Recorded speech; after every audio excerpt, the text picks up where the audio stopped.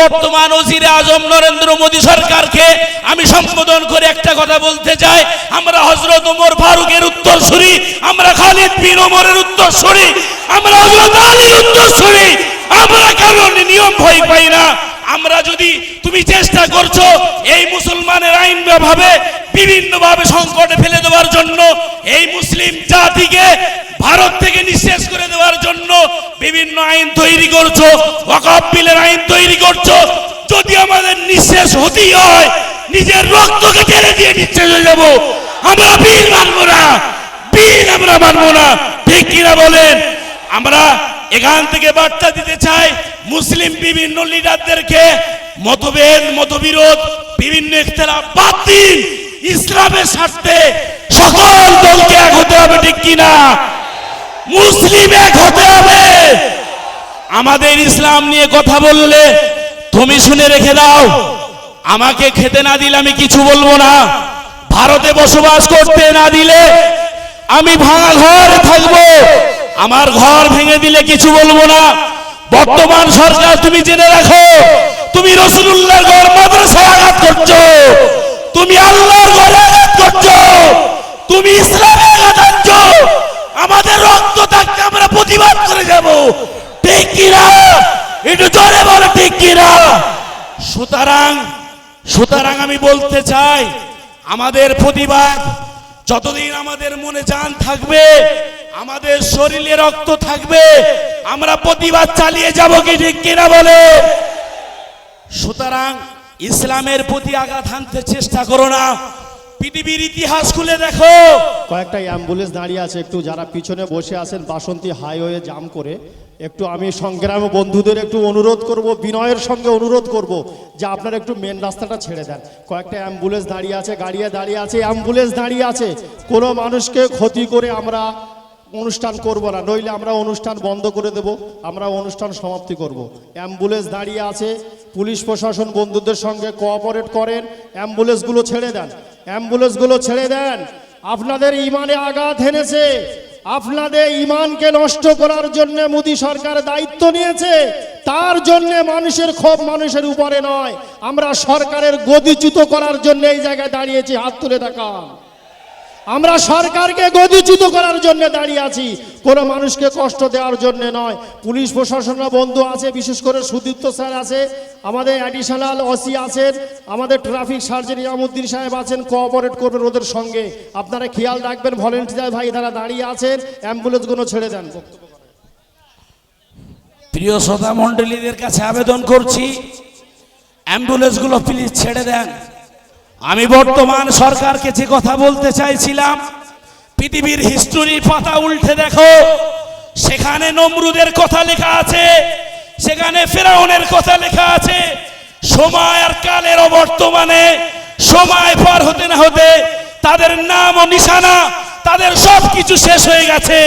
সুতরাং তুমি ইসলামের সাথে গাদ্দারি করতে যেও না, তোমার চিহ্ন পরবর্তী জেনারেশন খুঁজে পাবে না, ঠিক কি না বলেন?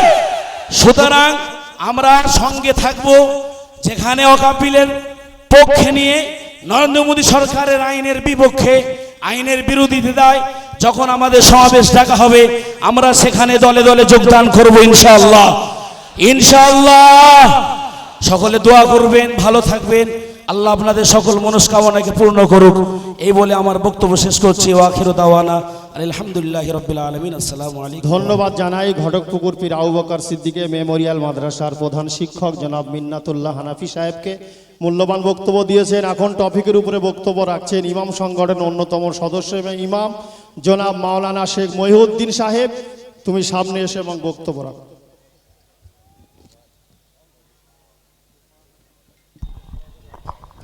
আসসালামু আলাইকুম ওয়া রাহমাতুল্লাহি ওয়া বারাকাতুহু। নাহমাদুহু ওয়া নুসাল্লি আলা রাসূলিহিল কারীম, আম্মা বাদ। আপনারা সকলেই জানেন, সকলেই একই কথা বারবার বলছে, সোশ্যাল মিডিয়া গোটা বিশ্ব জুড়ে আপনারা সব দেখতে পাচ্ছেন। আপনারা জ্ঞানী গুণী শিক্ষিত মানুষ, দেশের অবস্থা সব কিছু আপনারা জানতে পাচ্ছেন। সর্বপ্রথমে আমি একটাই কথা বলি যে বিলটা কালা কানুন যে বিলটা পাশ হয়েছে, এই বিলটা অনেকেই আমরা জানি না যে এই বিলটা কি। এই বিলটা হলো যে এমন একটা বিল, আমাদের মাদ্রাসা, আমাদের মসজিদ, আমাদের কবরস্থান, আমাদের বলে কিছু থাকবে না, যা থাকবে সব ওদের, আমাদের কিছু থাকবে না। অথচ দিল্লির যে ইন্ডিয়া গেট আছে, ওই ইন্ডিয়া গেটে আমাদের নাম সেখানে ঝুলানো আছে, সেটা প্রমাণ করে যে এই দেশের জন্য আমরাই মরতে পারি, তাছাড়া অন্য কেউ মরতে পারে না। ঠিক কিনা বলুন? আজকের যে এই অনুষ্ঠানটা দেখছেন, এটা হলো একটা ট্রেলার, এটা একটা শুরু, এটা হলো প্রস্তুতি মিটিং।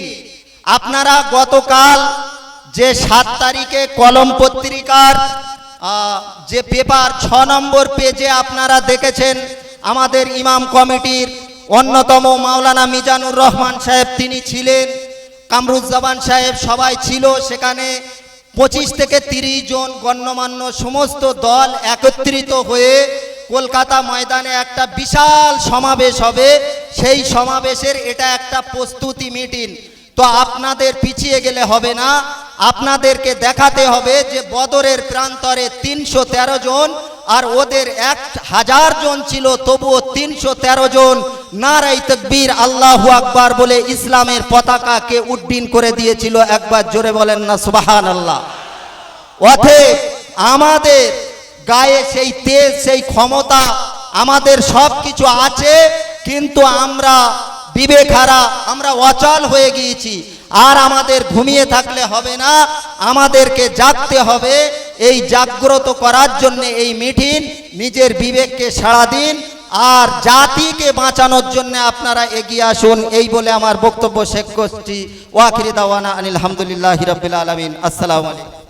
ভাই আপনারা সামনে যারা দাঁড়িয়ে আছেন, এখানে পিছন থেকে বহু লোক দেখতে পাচ্ছেন, একটু অনুরোধ করবো আপনারা একটু বসেন, দয়া করে আপনারা আল্লাহর রাস্তায় বসেন। এখানে যারা আছে একটু বসেন, যে যেখানে আছেন ধুলো দেখবেন না। ওহুদের ময়দানে সাহাবারা না খেয়ে